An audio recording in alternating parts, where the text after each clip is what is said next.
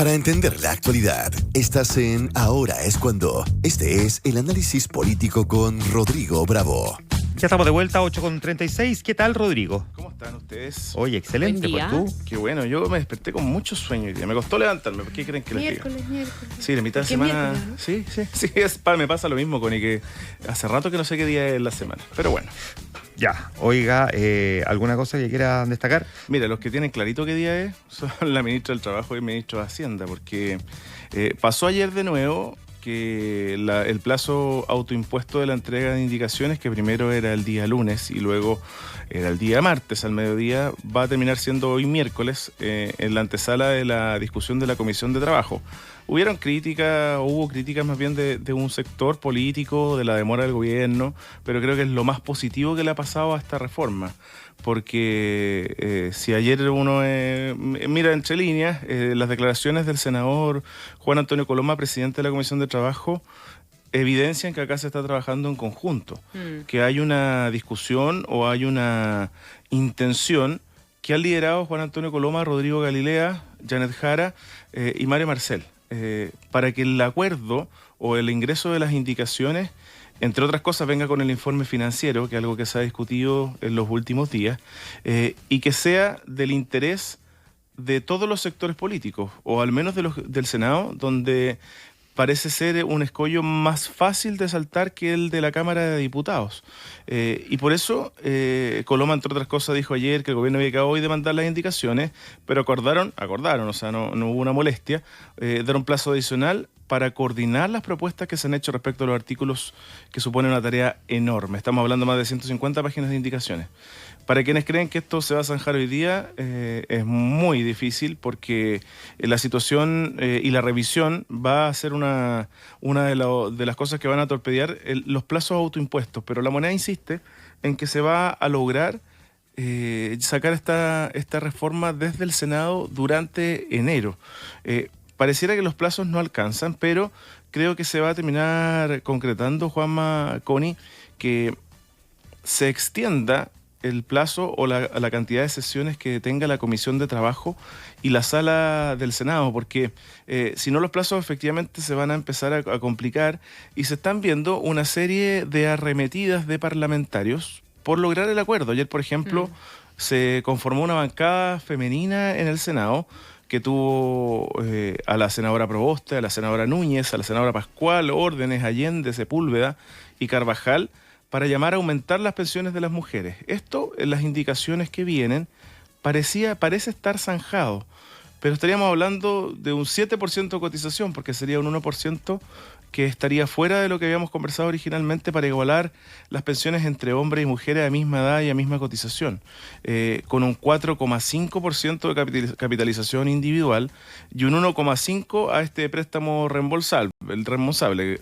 Reembolsable. que para algunos este es el reparto y para otros no, porque finalmente va a llegar a las cuentas de los próximos jubilados. Entonces, las negociaciones que están sobre la mesa tienen puesto el foco, creo, además, Connie, Juanma, con un rol más protagónico aún, sin desmerecer a la ministra Jara, al ministro Mario Marcel y al senador Juan Antonio Coloma.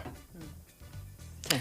Yo creo que la misión va a ser de leerse las indicaciones y tratar de ir siguiendo el debate legislativo al mismo tiempo, porque uno lee una cosa, pero ellos van a leer en clave política. Esto no lo acordamos. Nosotros vamos a leer indicaciones como indicaciones. Claro. Lo que va a haber que mirar es qué cosas van, se corrió el cerco el gobierno respecto de lo que eventualmente pudo haber acordado con la oposición y qué cosas eventualmente sorprenda a la oposición respecto de eso. Y ojo, al oficialismo también, Sí. porque puede que el oficialismo diga, perdón, pero esto nosotros no estamos de acuerdo y esta es una concesión a la oposición. Eso también puede venir en las indicaciones. Guiños. Claro, y por eso la ministra Jara ha hablado de un acuerdo parcial, porque es probable que ciertas cosas que son las que más complican, y en particular al gobierno, una que le hace mucho ruido, que es la separación de la industria, queden fuera de este acuerdo. Y por eso... Eso es darlo por sentado. Claro, no debería en ningún caso estar. Lo que debería, por lo que hemos visto en los últimos días, abrir un flanco en la Cámara de Diputados desde el Frente Amplio y algunos sectores también del ex socialismo democrático, porque ayer finalmente se concretó la presentación de la reforma que busca agregar una cuarta papeleta, como si no tuviéramos varias, a la elección de noviembre, para que se vote el fin de las AFP. ¿Crees que tiene viabilidad? Porque el gobierno le tiró la cadena rápidamente a esa idea. Muy rápido, pero yo he llegado a la conclusión que le hace bien al acuerdo esta reforma, porque de alguna manera descomprime el ambiente. ¿Qué es lo que le hace bien? La propuesta de la reforma de terminar con el sistema actual de pensiones y de eliminar la AFP. Porque de plebiscitar eso. De plebiscitar eso, ¿Tú claro. crees que es una buena idea plebiscitarlo? No creo que es una buena idea, pero creo que le hace bien al acuerdo, porque le saca y le descomprime ese conflicto que hoy día tiene presente la posible intención o la intención de acuerdo, y lo despeja y lo saca a otra discusión. Una discusión que uno podría a priori decir que Claro. No va a llegar a ninguna parte. Claro, que no va a llegar a ningún Pero lado. vuelve a eternizar el cierre del capítulo. Claro, un capítulo que lamentablemente va a costar un mundo cerrar. Ya, aquí yo tengo la teoría de que no nos van a poner de acuerdo ni siquiera en la pregunta. Pues la pregunta va a venir con una carga ideológica de momento en que el Va a movimiento decir no más AFP. Claro, de que el movimiento para mejorar las pensiones se tituló No Más AFP. Es cuando la gente no está pidiendo No Más AFP, lo que la gente está pidiendo es mejorar las pensiones. Y si las mejoras de pensiones viene de la mano de la AFP, viene de la mano de otra cosa, es distinto. Entonces, creo que ponerse de acuerdo en la pura pregunta para plebiscitar va a ser imposible. Entonces, claro, uno podría entender que la lógica es, ¿sabéis que despejemos esta discusión sobre la separación de la industria? Dejémoslo y lo vamos a tirar a una discusión de si lo plebiscitamos o no. Listo, ya chao. Y después no se plebiscita. Eso sería como, digamos, una trampa. Fíjate que a mí me quedé un poquito pegada en la conversación con Andrea Repeto recién. Hay un punto que hace Andrea que yo creo que sí puede transformarse en una dificultad después Rodrigo Rob, y que, a ver, ella no es que atacara el que esto se haya hecho a puerta cerrada porque las cocinas son necesarias y esto no es que sea exactamente una cocina, pero se parece un poquitito, una cocina más grande, si tú quieres. Porque este tipo de acuerdo con la carga política y técnica que tienen, necesita gente trabajando encerradita. Pensando, discutiendo, conversando, transando, cediendo, cambiando, alegando, pateando, todas esas cuestiones que se tienen que dar en un ambiente un poquitito más contenido, si tú quieres. Eso está bien. Pero eso deja fuera a mucha gente. Y cuando tú dejas fuera a tanta gente, y a mucha gente que es del mundo más técnico, más académico, que un poco lo que estaba alegando Andrea Repeto, instituciones o instancias que se espera que tengan también una mirada o una opinión, como el Consejo Previsional, el Consejo Fiscal, etcétera, y que se espera que se pronuncien también en su momento. Esto también te puede generar un ruido externo que puede ser complicado, sobre todo porque tenemos en el registro varias reformas emblemáticas importantes que se hicieron un poquitito en este formato y que 10 años después se han mostrado a sí mismas como buenos desastres.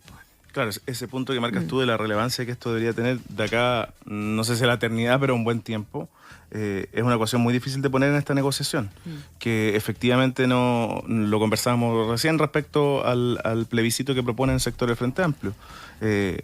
Patear algunos de los problemas de esta reforma es muy complejo. Una mayoría transitoria en otro Congreso podría también provocar un cambio en esta reforma y empezar a hacerle modificaciones. Y eso o empezar a incorporar un montón de cosas que no están siendo ni siquiera discutidas hoy día. Claro. Ojo. Encontré acá que estaba buscando la imagen de ayer de qué es lo que preguntarían en la papeleta del fin a la AFP. ¿Quiere usted que las AFP administren sus fondos previsionales?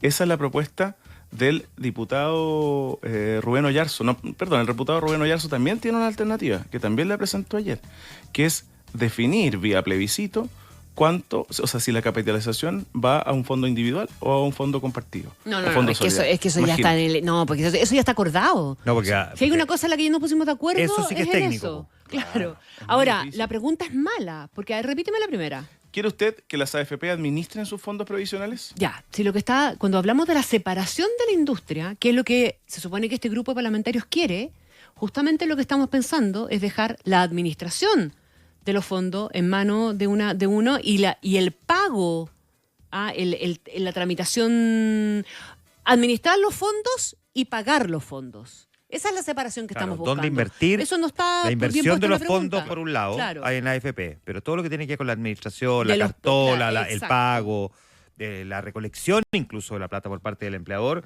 que no pase por la AFP, sino que solamente ellos se dediquen a invertir la plata. Entonces la Esa pregunta está mal ¿tiene formulada. una pata? Porque tiene una pata. ¿Tiene una de las dos? Hay que explicar cuál es la separación de la industria. Sin duda. Ya, listo, chao. Listo, Chao. por visto. No Ahora, sirve. En un plebiscito después hay que esto aterrizarlo a una reforma y a un texto legislativo. No. Entonces, es bien poco probable que eso No, avance. sabéis que además, a mí lo que me parece es que el plebiscito tiene una trampa en su origen. Más que una trampa, es una manera muy a la chilena de decirnos es que el Congreso no fue capaz de ponerse de acuerdo en esta discusión. O Y sea, claro, pero se está poniendo de acuerdo. Po. no, claro, Pero en pero el Senado. Lamentablemente, en el Senado solamente, hasta ahora. En claro. el Congreso, dice, perdón. claro, pero me parece que la pega de los parlamentarios es tratar de ponerse de acuerdo. Si parlamentarios es de parlamentarios, de discutir. Ellos tienen que buscar la manera de ponerse de acuerdo, pero si vamos a empezar a plebiscitar lo que ellos no logran resolver, entonces si no, se lo dejamos a la ciudadanía, entonces tendríamos que hacer plebiscito toda la semana. O hacer cada 3 meses y plebiscitar 10 cosas. Que los se claro. ponen de acuerdo los parlamentarios. Para eso hay que recordarle a la gente que uno elige su representante. Y ellos tienen, por supuesto, que hablar a nombre de uno. Exacto. Y ponerse de acuerdo, porque si no logran ponerse de acuerdo, no podemos pretender que después estemos plebiscitando todos. Hoy día esto, mañana van a ser las pistolas Taser para los policías, digamos. ¿Cuánto creen que ustedes que puede llegar esta discusión a la elección parlamentaria? Porque es evidente que desde marzo vamos a estar en la Cámara. Es muy difícil que saquemos esto en enero. Y a mí me encantaría que los parlamentarios entendieran que la gente quiere que el sistema cambie. Sí, La gente quiere pero la mejoren gente sus quiere que le pensiones. mejoren las pensiones. Eso es lo que la gente quiere. Y la única forma que tenemos hoy día de mejorar las pensiones y de mejorar además también la proyección que tenga el sistema es con esta reforma. O sea, en la medida que intentamos eso, podrían eventualmente estar dando cuenta de que un poco de conexión con la ciudadanía tienen. Claro. Para que esto sea efectivo. Lo otro es ideologismo puro, ¿no? Oye, otro tema que creo que nos va a rebotar durante el día, que es la otra complicación que tiene la moneda por estos días, es la situación del presupuesto asignado al Ministerio Público y a la Corte Suprema, al Poder Judicial. Creo que lo que dijo temprano Luis Cordero abre dos cosas que desconocíamos. Uno, que habrá una reunión entre Hacienda, Fiscalía Nacional y el propio subsecretario del Interior para revisar este recorte del presupuesto anual. Pero hay algo que también marca un punto que a la moneda evidentemente no le ha gustado, que es la forma en cómo Ángel Valencia ha... Que también lo expresó Cordero. Exacto, que Sí. cómo lo ha puesto sobre la mesa. Lo dijo hoy es miércoles, el día lunes en un punto de prensa. Ayer la cuenta pública de la Fiscalía terminó siendo el escenario para que todos los fiscales regionales, además de Ángel Valencia, manifestaran nuevamente el punto de discordia en lo que significa para ellos el recorte. Hay figuras que han dicho, de 3 homicidios en una noche vamos a poder llegar a 1. O sea, poniéndole ese tipo de cifras a cosas que a la ciudadanía le hacen demasiado sentido. ¿Y qué dijo Luis Cordero? Hay formas institucionales en las que se manifiesten este tipo de cosas. Que un poco respetando lo que sí hizo el Poder Judicial, que votó en el Pleno y convocó una vocería ayer de su propio presidente y también de la vocera para contestar preguntas. Sí, mucha cuña. En el caso del Ministerio Público, mucha cuña altisonante, en definitiva. Pero que de las que el gobierno tiene que hacerse cargo, que es un poco lo que decíamos Cordero. Se está instalando a partir de esas cuñas altisonantes del Ministerio Público la sensación de que el gobierno alteró sus prioridades y que el crimen organizado de un minuto a otro dejó de ser prioridad para el gobierno. Cordero tiene un punto cuando él dice, perdón, pero fue el Congreso el que definió Sí, po. las áreas que quedan excluidas de esta reducción, ¿cómo es? Como reducción anticipada, tiene un nombre. Bueno, Tiene. ya. Estos 544.000 millones.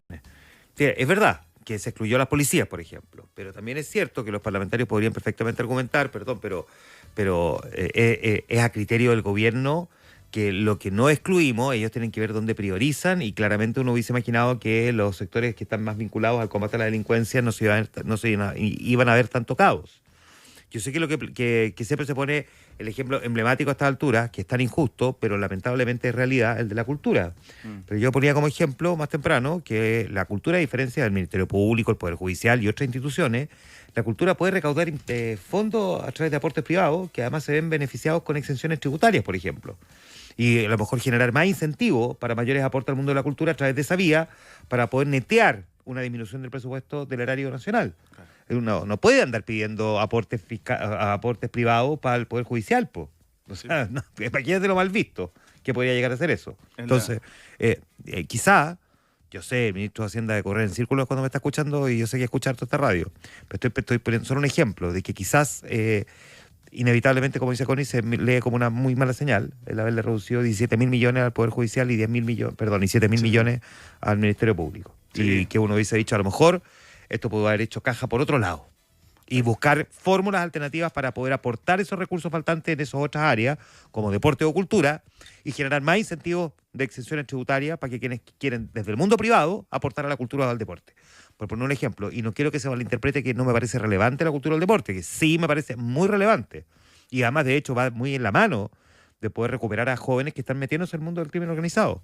Pero estamos en una emergencia delincuencial. Y por lo tanto, cuando el Poder Judicial diga, ¿sabe qué? No pudimos pagar la licencia en los software, que es una de las cosas que eventualmente se podría ver afectada, porque nos redujeron el presupuesto. Entonces los software hoy día ya no van a poder actualizar en línea, no tengo idea. Si estos trámites, chuta, ¿a quién vamos a mirar? Al ministro de Hacienda. No, es muy Si esto es como una casa, oiga. Sí. El ministro de la caja, donde uno deja gastar. Sí, po. Y eso genera problemas siempre. Yep. Y enojo con el dueño de la billetera. claro, Obvio. o el administrador. Claro. 8